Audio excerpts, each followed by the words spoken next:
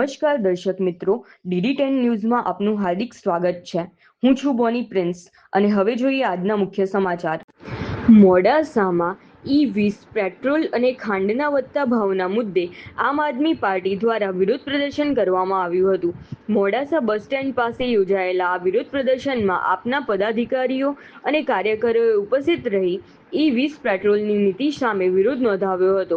મોડાસા વિધાનસભા આમ આદમી પાર્ટી દ્વારા 25 ઓગસ્ટના રોજ સાંજે 5 વાગે મોડાસા બસ સ્ટેન્ડ પાસે વિરોધ પ્રદર્શન યોજવામાં આવ્યું હતું।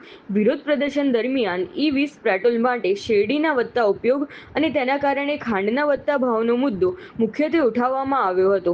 આપના કાર્યકરોએ ખેડૂતો અને સામાન્ય જનતાના હિતમાં સરકાર દ્વારા યોગ્ય પગલાં ભરવાની માંગ કરી હતી। આપના પદાધિકારીઓ અને કાર્યકરોએ E20 પેટ્રોલની નીતિ સામે વિરોધ નોંધાવતા જણાવ્યું હતું કે શેરડીના ઉપયોગ અને ખાંડના ભાવ સાથે જોડાયેલા પ્રશ્નો અંગે સરકાર દ્વારા યોગ્ય નીતિ અને જરૂરી પગલાં લેવામાં આવે તે જરૂરી છે। વિરોધ પ્રદર્શન દરમિયાન કાર્યકરોએ જનતા અને ખેડૂતોના હિતને ધ્યાનમાં રાખીને સરકાર સમક્ષ પોતાની માંગણીઓ રજૂ કરી હતી। E20 પેટ્રોલ અને ખાંડના વધતા ભાવના મુદ્દે મોડાસામાં આપના વિરોધ પ્રદર્શનથી રાજકીય ગરમાવો જોવા મળ્યો હતો। રિપોર્ટર હસમુખ વણકર, મોડાસા, અરવલ્લી।